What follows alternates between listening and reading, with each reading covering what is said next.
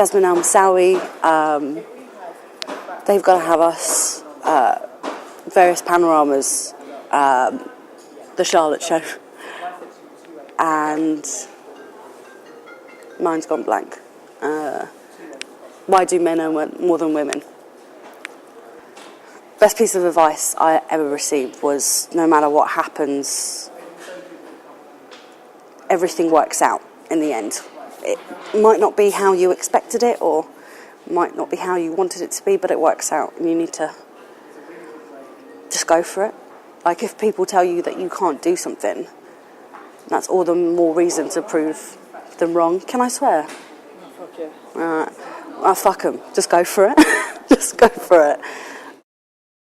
I've had many an incident where people have told me that I can't do something, from family to friends to employers to walking into an edit suite when I'm a fully fledged editor and a guy telling me, simply just by looking at me, that I'm not what he wants for the job, before I've even put in settings or anything like that. But that's something that you have to accept as a young woman in this industry, doing a job that is predominantly male and middle-aged, unfortunately. So I do fast turnaround, so they tend to be very stressful. I'll give an example, I won't say the show, but it was a show that had been edited over a couple of weeks. It had been a show that had been edited over a couple of weeks. And basically the outcome it wasn't the outcome that the show had wanted in the news. So I was brought in and I had to change 4 weeks' work within 48 hours so it could make deadline. And that's 12-hour shift rotations, 12-hour, but you're working.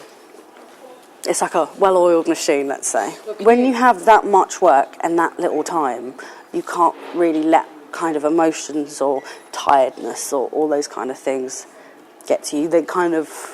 You can deal with it after. You need to get what's been put in front of you done and worry about everything else later. You've got 48 hours, so you need to get it done, really. Okay, so break down for us how you managed to put a lid on those emotions. And you just have to stay focused.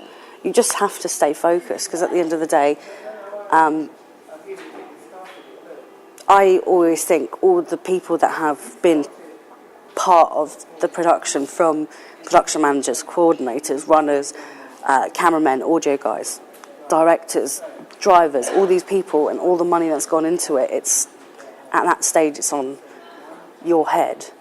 And if it doesn't make it in time, especially for this particular broadcaster, it's really not that good, I guess. I did a course at university, Portsmouth University. It was okay.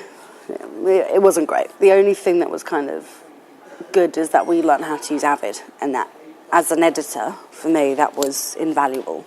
So when I came into the industry as a runner, I kind of smashed my way through doors, not because anyone gave me those opportunities, but I worked in a facility within a production house, and any time a job would come up where